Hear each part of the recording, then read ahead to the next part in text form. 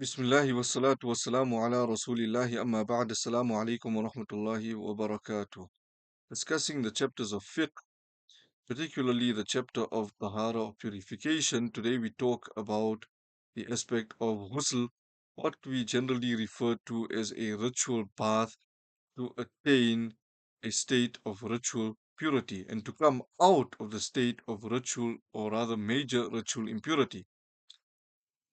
The basic requirements for a valid ghusl are three. Number one, the gargling of the mouth. Number two, the cleansing of the nostrils. And number three, for water to reach every part of the body, that not a single hair is left dry, and not a single part of the body is left dry. For water to reach every single part of the body, that is the third basic requirement for a valid ghusl. Now, we understand that these are just the basic requirements, but obviously it is also an act of our Sharia. It is an Islamic teaching, and the best way to carry out any action is to do it in line with the Sunnah of Rasulullah sallallahu alaihi wasallam. He is our role model, and he taught us the ideal method of doing things. And that is why we are now going to discuss some of the Sunan of Ghusl. That yes, the basic requirements are there. Maybe in the event where you just have very little water and you are only able to fulfill the basic requirements that's there. But by and large, and for the most of it, we should try and do the ideal ghusl. And what is the ideal ghusl? That encompasses the sunan acts of Rasulullah sallallahu alaihi wasallam, for example, or rather, let's go into them. Number one, أن يأتي بالبسملة قبل الشروع في الاغتسال. That a person begins with the Bismillah, by saying Bismillah ar-Rahman ar-Rahim, before commencing with the ghusl. Now, obviously, if a person is entering the bathroom, then you try and recite the Bismillah perhaps before entering the bathroom, before entering the shower. And if a person has already removed their clothes, it is not appropriate to take the name of Allah subhanahu wa ta'ala. In that condition, it is deemed to be disrespectful. So a person in that case can perhaps mentally in their mind recite the Basmala, Bismillah ar-Rahman ar-Rahim. Number two, a yanwiya, from we are discussing the sunan acts of ghusl. Number two, a yanwiya annahu yaghtasilu litahsil tahara. The sunnah to make the intention that a person is not just taking a random bath or a regular bath, but rather a person is taking this ritual bath for the purposes of attaining tahara, state of ritual purity. Number three, أن يغسل اليدين إلى الرسغين أولا مثل ما يفعل في الوضوء. The person will then wash both hands up to the wrists, like how a person does when performing wudu in the starting.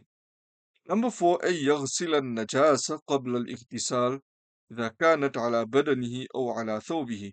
Now, after a person has washed the hands, if there's any impurities on the body, person will wash that off. Whether and if a person also wants to clean their clothes, then they can do that at this particular moment after having washed their hands, because it makes no sense that the hands are dirty and you're trying to clean something else with your dirty hands. So wash the hands first, and after that, either washing the purities of the clothes, of the body, whatever else.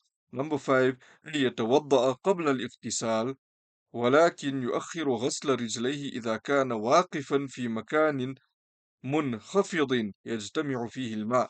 The scholars say that a person will then, after removing the najasa or any impurities, where you can see the substance of those impurities, once you remove the physical impurities, then to perform wudu, we have discussed what is wudu and how to perform wudu. You can go back to our previous lessons and check those out. But a person will then perform the wudu. But when it comes to washing the feet, which is the last part of wudu, then a person will see that if they're standing in such a place, maybe the shower where the drain is clogged, where all the impurities are being gathered there, then after you make wudu, you won't wash your feet. You'll delay it to the end of the ghusl. So just before you are exiting from the shower, now you'll wash the feet. But if the water is the drainage is proper and the water is being drained appropriately and properly, and water is not gathering, then a person can complete the wudu with washing the feet. They don't have to delay the washing of the feet to the end. So to delay the washing of the feet is only when a person is standing whilst the water is gathering at the place where the feet are. The next one, number six, أن يصب الماء على جميع بدنه ثلاث مرات. And the person will then, after performing wudu, pour water over the entire body thrice. Now, today with the showers, the person can just stand underneath the shower, ensuring that water reaches every part of the body. And a person can either has two options: can stay there for the duration where they feel that if I had to manually pour water over my body 3 times, it would take me this amount of time. I'll stay in the same amount of time under the shower. That's one option. Or the second option, person can stand under the shower, let water pass over the entire body once, just step out of the line where the water's falling, come back under the shower and go out and come back a third time, not exiting the shower completely, just moving away from where the water is coming out.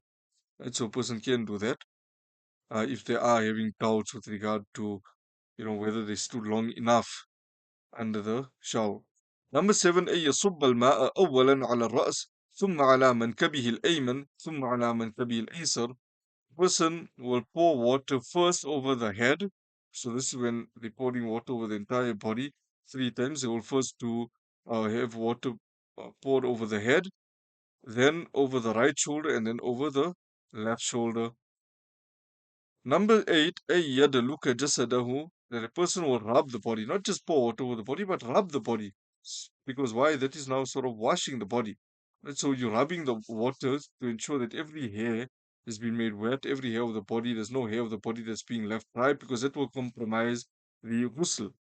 Number nine, أن يغسل البدن متواليا بحيث لا يجف العضو الأول قبل غسل العضو الآخر. That a person will wash the body in succession and continuously.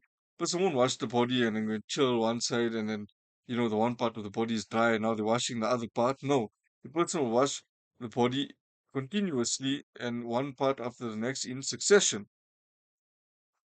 And this is basically the sunnahs practices of wudu. Oh, sorry, of ghusl. Inshallah, in our next lesson, we will talk about the aqsamul ghusl, the types of ghusl, and when each type will come into play. So we'll talk about those types of ghusl, inshallah, in our next lesson. Wa akhiru da'wana alhamdulillahi rabbil alameen. Wassalamu alaikum wa rahmatullahi wa barakatuh.